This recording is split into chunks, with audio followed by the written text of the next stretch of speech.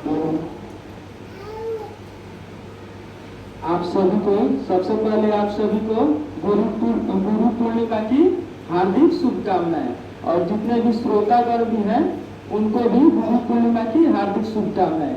आज हम सभी लोग मां शारदा पब्लिक स्कूल के परिसर में एकत्रित हुए हैं, किस लिए जी? गुरु पूर्णिमा को सेलिब्रेट करने के लिए, उसके बारे में, उसकी महत्वता को जानने के लिए, समझने के लिए। ठीक है, और हमारे कुछ छात्र इसकी तैयारी भी किए हैं।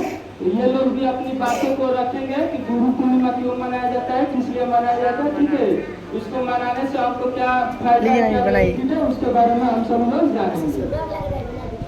सबसे पहले हम लोग ये जानते हैं कि आज क्या है जी? और से बोलिए, गुरु पूर्णिमा। क्या है? गुरु पूर्णिमा। गुरु, सबसे पहले उसमें हम लोग देखते हैं गुरु शब्द का अर्थ क्या होता है, गुरु क्या होता है, गुरु किसे कहते हैं। ठीक है, आप सभी लोग शांति से सुनिएगा, ध्यान से सुनिएगा, क्योंकि जब आप किसी को सुनते हैं तो आपको कुछ न कुछ ज्ञान मिलता है। ऐसा है जी? तो आप सभी लोग शांति से सुनिएगा, ध्यान से सुनिएगा, तभी हमारे जो भी बात होगा उसको अर्जित कर पाइएगा, समझ पाइएगा। तो गुरु जो शब्द है वो दो अक्षरों से मिलकर बना है, एक गु से और एक रू से। गु मतलब होता है अंधकार। गु मतलब क्या होता है जी? अंधकार। अंधकार का मतलब जो अज्ञान है, अज्ञानता है, उसके बारे में। और रू मतलब होता है दूर करने वाला। रू मतलब दूर करने वाला। तो इस प्रकार गुरु शब्द का अर्थ क्या हुआ जी? अंधकार को दूर करने वाला। गुरु शब्द का अर्थ क्या हुआ? अंधकार को दूर करने वाला। अब हम गुरु कहेंगे किसको, उसके बारे में भी जाने का हमें गुरु शब्द क्या है जी? कि गुरु शब्द का अर्थ क्या होता है? अंधकार को दूर करने वाला। क्या अर्थ होता है जी? अंधकार को दूर करने वाला। अब गुरु कहेंगे किसको? जो भी व्यक्ति हमारे जीवन में हमें अगर कुछ सीख देता है, हमारी परेशानियों को दूर करता है, वो हमारा क्या हुआ जी? गुरु हुआ। वो हमारा क्या हुआ? गुरु हुआ। आमतौर पर लोग अभी जो हम लोग के समाज में चलता है कि जो पढ़ा लिखा हो, जो पढ़ाता हो, उसी को लोग गुरु कहते हैं। कहते हैं ना जी? और कोई किसी को कोई काम सिखाता है उसको लोग गुरु नहीं कहते हैं, बहुत कम ही लोग गुरु कहते हैं। लेकिन अगर हम कोई काम भी सीख रहे हैं, जो हमको काम सिखा रहे हैं, वो भी हमारे क्या हुए जी? गुरु हुए। क्या हुए? गुरु हुए। जैसे मान लीजिए कि अगर हमको दीवार जोड़ना सीखना है, तो कोई मिस्त्री अगर हमको सिखाएंगे तो वो मिस्त्री हम हमारे क्या हुए जी? गुरु हुए। ठीक है, अगर हमको क्या करना है जी? कोई गाड़ी बनाना है और हमको नहीं आता है, सब कोई सीखकर थोड़े आता है जी, यहाँ किसी न किसी से सीखता है। तो अगर हमको गाड़ी बनाने को सीखना है, किसी मिस्त्री के पास गए और वो मिस्त्री हमको कुछ सिखा रहे हैं, तो वो मिस्त्री हमारे क्या हुए जी? गुरु हुए। आप लोग को पढ़ने लिखना अगर नहीं आता है, मान के छोटे बच्चे में किसी को नहीं आता है जी, हम भी जब छोटे थे तो हमको भी तो पढ़ने लिखना नहीं आता था, तो नहीं आता था। हम भी किसी गुरु के पास गए, वहां जाके सीखे, और उनके ही कारण हम क्या हुए जी? आज आप सभी लोगों को हम सिखा रहे हैं। तो जब कोई किसी के पास सीखता है तो जो सिखाने वाले होते हैं वो क्या कहलाते हैं जी? गुरु। और जो सीखता है उसको शिष्य कहते हैं। बहुत सारे लोग चेला भी कहते हैं। आमतौर पे आप लोग सुनिएगा कि ये मेरा चेला है, इस तरह लोग बोलते हैं। ठीक है, तो जो सीखता है वो चेला कहलाता है, शिष्य कहलाता है, और जो सिखाते हैं वो क्या कहलाते हैं जी? गुरु कहलाते हैं। और गुरु को हम लोग अलग अलग नामों से भी जानते हैं, जैसे आचार्य, शिक्षक, इस तरह। अभी क्या है जी, मॉडर्न युग में हम लोग इंग्लिश में टीचर बोलते हैं जी। तो ये गुरु का अलग अलग नाम है, लेकिन गुरु का जो मेन अर्थ होता है वही क्या होता है जी? कि अंधकार को दूर करने वाला, हमारे जीवन में ज्ञान रूपी प्रकाश को भरने वाला, जिसके माध्यम से हम लोग क्या करें जी? अपने जीवन को सफल बने। ठीक है, अब हम लोग जानेंगे कि गुरु पूर्णिमा मनाने को क्यों, कब से मनाया जाता है, या किसके कारण मनाया जाता है, समझेंगे ना जी?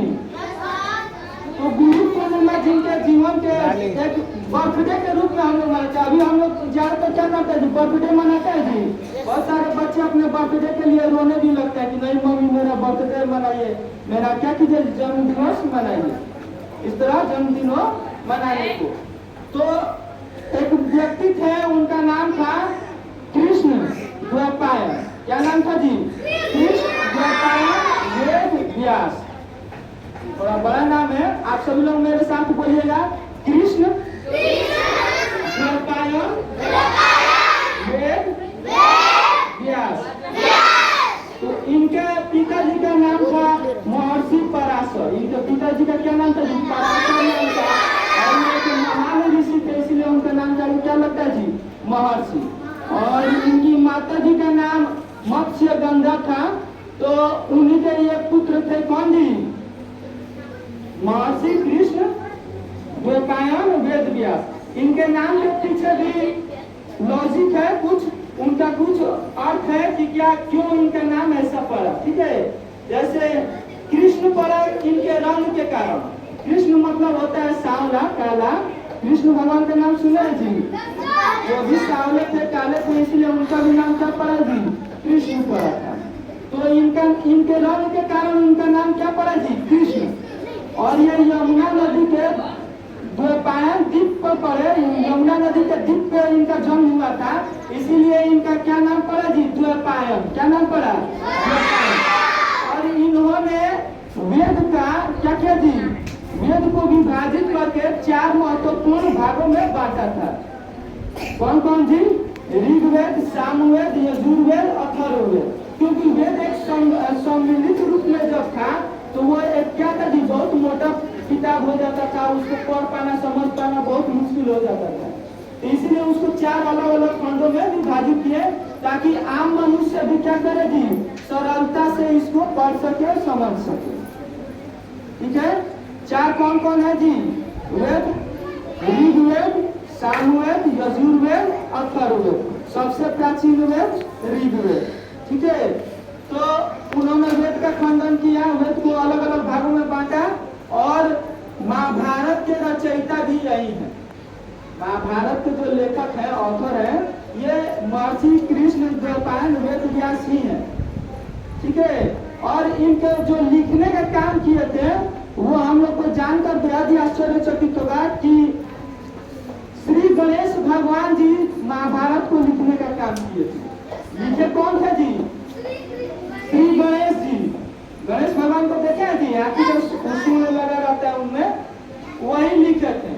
और ये जो वेद व्यास जी थे, ये बोलते थे, जो भी उसमें मंत्र था, श्लोक था, जो भी कहानी था, जो भी स्टोरी था, उसमें का कथा था, वो ये बैठ करके और बोलते थे और गणेश जी उसको लिखते थे। उसमें भी एक रोचक कथा ये है कि जब ये महाभारत को लिखने का इनको विचार आया कि महाभारत तो हम जो घटित हुआ है या होने वाला है उसके बारे में हम कुछ लिखना चाहते हैं, तो इन्होंने सोचा कि इतनी मुश्किल काम को करेगा कौन। बाद में इनको कोई लोग सलाह दिए, कोई देवी देवता को सलाह दिए कि आप गणेश जी से संपर्क कीजिए। ठीक है, वो बहुत ही तीव्र बुद्धि के हैं, बहुत ही बुद्धिमान है, वो आपका काम आसानी से कर सकते हैं। तो ये गणेश जी के पास गए, अपना बात रखे कि हमको महाभारत का क्या करना है जी? लेखन कार्य करना है, लिखना है उसके बारे में, ताकि भविष्य में कोई भी व्यक्ति उसको पढ़ सके, समझ सके जीवन के बारे में कि हाँ महाभारत से हमको बहुत अच्छी सीख मिलती है जी कि परिवार में कभी झगड़ा नहीं करना चाहिए। इस तरह की बहुत अच्छी सीख हमको मिलती है। बड़े भाइयों का सम्मान करना चाहिए, किसी का हिस्सा नहीं हड़पना चाहिए, क्योंकि महाभारत हुआ ही था हिस्सा हड़पने के कारण। समझ में है जी? तो उसमें ये हम लोग को शिक्षा मिलती है। तो गणेश जी बोले कि ठीक है, हम इस काम को कर तो देंगे, लेकिन आप हमारी भी एक शर्त है, उसको आपको मानना पड़ेगा। तो ये वेद व्यास जी बोले कि ठीक है, कौन आपकी शर्त है आप बताइए। वो बोले गणेश जी कि हम बिना रुके लिखेंगे, आपको बिना रुके बोलना है। अगर आप बोलने में रुक गए तो समझे उसी समय से हम लिखना बंद कर देंगे। आपको बोलते समय रुकना नहीं। तो अब ये पड़ गए चक्कर में कौन जी? वेद व्यास सोच में पड़ गए, मुश्किल में पड़ गए कि मान लीजिए कि हम एक इतिहास न लिख रहे हैं जी, इसको भविष्य में लोग पढ़ेंगे, अगर इसमें कुछ जल्दबाजी में कुछ गड़बड़ लिखा गया, हम गड़बड़ बोल दिया, वो गणेश जी लिख दिए, तो बाद में इतिहास भी तो इस पर लोग उंगली उठाएंगे। तो ये सोच में पड़ गए। फिर ये सोचे कि ठीक है, हम भी कोई कम थोड़े हैं जी। वो भी बोले ठीक है आप लिखिए, आपका शर्त हम मंजूर करते हैं। तो जब ये महाभारत का लेखन कार्य शुरू हुआ तो ये क्या करता था जी, ये भी बोले कि मेरा भी एक शर्त है। वेद व्यास जी भी बोले मेरा भी एक शर्त है, आप तो बोले कि बिना रुके बोलना है, तो हम ठीक है बिना रुके बोलेंगे और आपको रुकने का मौका नहीं देंगे, लेकिन हम जो भी बोलेंगे उसका अर्थ समझ कर ही आपको बोलना है। बात समझ में आई जी? हम जो भी बोलेंगे आप उसका अर्थ तुरंत समझ लीजिएगा तभी लिखना है। अगर आप उसका अर्थ समझ नहीं पाए आप तब लिखिएगा, तब उसको हम नहीं मानेंगे, तब फिर हम जो बोलेंगे वो आपको लिखना पड़ेगा।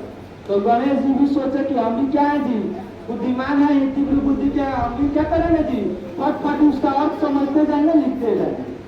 तो ये वेद व्यास जी क्या करते थे जी, जैसे ये जैसे जैसे बोलते थे वैसे वैसे गणेश जी लिखते थे। तो वेद व्यास जी देख रहे हैं कि ये एकदम मेरे पीछे ही चल रहे है जी। तो वो क्या करते थे जी, जानबूझकर बीच बीच में कुछ मुश्किल श्लोक बोल देते थे, जिसको ये अब ये अर्थ समझने में इनको समय लगता था। तब तक ये क्या करते थे, वेद व्यास जी कुछ सोचकर उसको व्यवस्थित तरीके से बताने लगते थे। तो इस तरह महाभारत का लेखन कार्य पूरा हुआ। ठीक है। और आजकल के लोग क्या कहते हैं जी कि महाभारत क्या है जी, एक मिथ है, एक झूठी बात है। रामायण क्या है, एक झूठी बात है। गीता क्या है, एक झूठी बात है। इस तरह के लोग भी कुछ लोग हैं जो ये बात बोलते हैं, लेकिन ये शिक्षक का काम है बच्चों को समझाना या समाज के लोगों को समझाना कि it is not me, it is our history. यह हमारा क्या है जी, इतिहास है। अगर हम अपने इतिहास से दूर होंगे तो हम क्या होंगे जी, हम अपने अस्तित्व पर खतरे को मोल लेंगे। इसलिए हमको अपने इतिहास से जुड़कर रहना है। बात समझ में आया जी? जैसे अगर शेर अगर ये भूल जाए कि वो शेर है तो उसको कुत्ता भी पकड़ के काट देगा, वो अकेले कुत्ता काट देगा।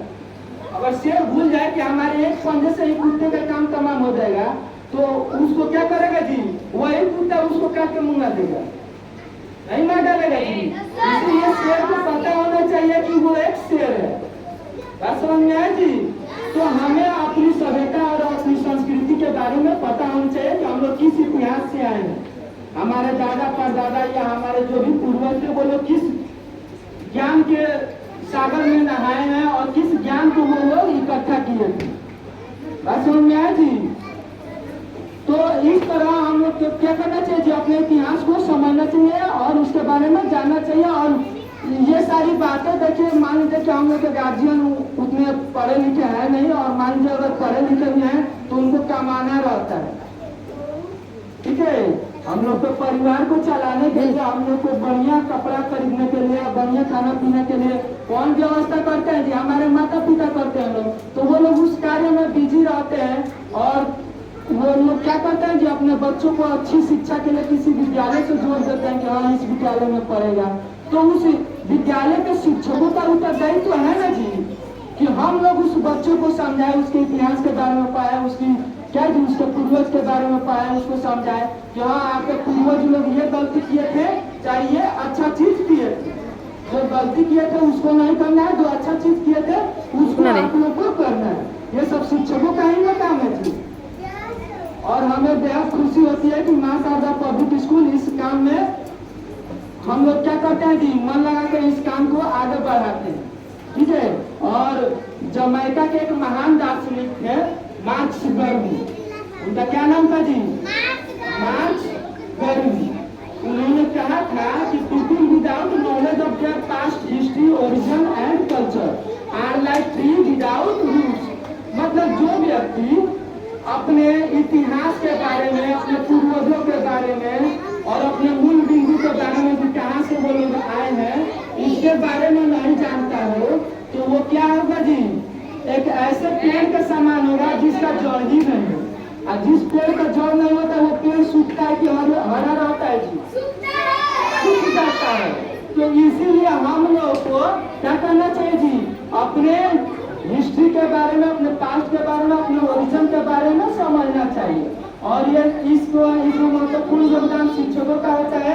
और हम भी क्या है कि एक शिक्षक है, इसलिए हम इस काम को टाल नहीं सकते।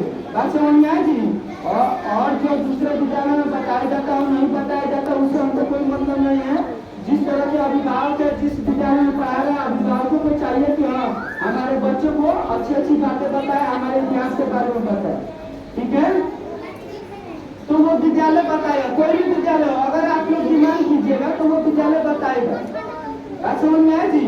अगर आप लोग डिमांड नहीं कीजिएगा तो शिक्षक भी तो चाहते हैं जी कि बैठे बैठे हम लोग क्या करें जी, बैठे बैठे क्या करे, करना है कुछ काम और शुरू करो अंताक्षरी लेके और करना, अंताक्षरी खेलेंगे और चल लेंगे, समय होगा चल लेंगे। बात समझ में आया जी। तो ये जब जो भी अभिभावक है वो अगर क्या करेंगे जी, उसको अपनी क्या करेंगे, अपनी मेहनत से अपनी लगनता से उस विद्यालय पर अगर दबाव बनाएंगे तो वो विद्यालय बताएगा, उससे आपके बच्चों को जोड़ के रखेगा। क्योंकि अगर आपके बच्चों को आपके इतिहास से नहीं जोड़ा गया तो बाद में यही बच्चे उठ कर कहेंगे कि शंकर जी कौन थे, हम शंकर जी को नहीं मानते, गणेश जी कौन है, हम गणेश जी को नहीं मानते। बस समझिए जी, हनुमान जी इतने शक्तिशाली कैसे हो सकते हैं कि समुद्र खान के चलेंगे, बाद में वही बच्चे जवाब करेंगे और समाज से एक अलग रास्ता बनाएंगे। लेकिन उनके बारे में बताया जाएगा ना जी कि शंकर जी कौन थे, हनुमान जी उड़ के समुद्र पार किए तो क्यों किए। आज हम लोग एरोप्लेन से नहीं पार कर जाते हैं जी, तो क्यों, क्योंकि हम लोग उस तरह का दिमाग विकसित किए हैं, एरोप्लेन बनाए हैं। उस तरह का उस समय शिक्षा था कि अकेले इंसान उड़ के चला जाता था, वो शिक्षा भी सबके पास नहीं था। आज एरोप्लेन बनता है जी, तो एरोप्लेन भी हम लोग के लिए मिथ है, झूठ है, नहीं झूठ है जी, क्योंकि हम लोग थोड़ा बना रहे हैं, जो इंजीनियर बना रहे हैं वो बना रहे हैं। अगर मान लीजिए कि इंजीनियर मर गया या वो ज्ञान नष्ट हो गया तो बाद में हम लोग, हमारे लड़का जो नातू पोता जो भी रहेगा वो कहेगा दादाजी आप लोग झूठ बोलते थे, एरोप्लेन के नाम का कोई चीजें नहीं हो सकता है, कैसे उड़ के जा सकते हैं। बात समझ में आया जी। लेकिन वो नॉलेज रहेगा, वो बचा रहेगा तब लोग वो सीखेंगे जी। एरोप्लेन बनाने को जो सिखाया जाता है क्या सब लोग सीखेंगे, सब लोग सीखे नहीं, जो उस तरह का दिमाग विकसित किया है वही सीख रहा है। तो हम नहीं सीखे तो इसका मतलब ये थोड़ा है कि एरोप्लेन नाम का कोई चीज नहीं हो सकता है। हम नहीं सीखे हैं तो हम ये थोड़ा कहेंगे कि एरोप्लेन नाम का कोई चीज नहीं हो सकता है। अभी कहेंगे तो आप लोग हमको पकड़ के लेकर चलिए सर हम दिखाते एरोप्लेन नाम का कोई चीज होता है कि नहीं।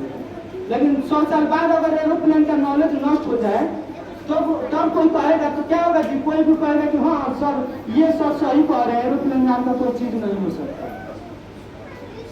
तो अगर अभी भी वो ज्ञान है, ज्ञान को आप अर्जित कीजिएगा। बहुत सारे साधु संत देखते हैं कि हिमालय के पहाड़ों में जाकर या जंगलों में जाकर तपस्या करते हैं, तो जिसको वो ज्ञान चाहिए उसको मेहनत करना पड़ेगा। अगर आप ही लोग स्कूल में नहीं आएगा, कपड़ों में ज्ञान नहीं पड़ेगा तो आप लोग सीख पाइएगा जी। 20 साल का हो जाएगा, उसी तरह बहुत की तरह घूमिएगा। कोई 5 रुपए का सिक्का देगा, आपको आएगा कि 20 रुपए का सिक्का है, जाओ हो गया, तो आप लोग भी मान देंगे। लेकिन आपके माता पिता सिखाए हैं कि बाबू ये 5 रुपए का है, आपको शिक्षक सिखाए बाबू ये 2 रुपए का है, ये 10 रुपए का है, तब ना आप लोग समझदार हुए। तो आपको वो ज्ञान लेना है तो आपको किसी न किसी गुरु के पास जाना है। बात समझ में है जी। और ये भी बात सही है कि बिना गुरु के ज्ञान नहीं होता है, बिना गुरु के ज्ञान होता है जी, नहीं होता है। आपको कुछ भी सीखना है कोई ना कोई आपको सिखाएगा जरूर। बात समझ में आ रहा है जी, आपको कोई ना कोई सिखाएगा तभी सीखिएगा। और हम लोग के जो सबसे पहले जो गुरु होते हैं वो कौन होते हैं जी, माता पिता होते हैं। कौन होते हैं? प्रथम गुरु हमारी माता जी होती है। प्रथम गुरु कौन होते हैं जी? माता जी। द्वितीय गुरु कौन होते हैं जी? 2 नंबर के गुरु ये धरती होती है। कौन होती है? क्योंकि इसी धरती से हम लोग क्या करते हैं जी, चलना सीखते हैं, ठीक है। और तृतीय गुरु हम लोग के तीसरे गुरु होते हैं पिताजी होते हैं, क्योंकि वही उंगली पकड़ के हमको चलना सिखाते हैं। समझ में जी। और चौथे गुरु होते हैं शिक्षक। चौथे गुरु कौन होते हैं जी? 4 नंबर के शिक्षक। उसके बाद जब चलना और सीख जाएगा, जैसे और क्या होता है जी, देखिए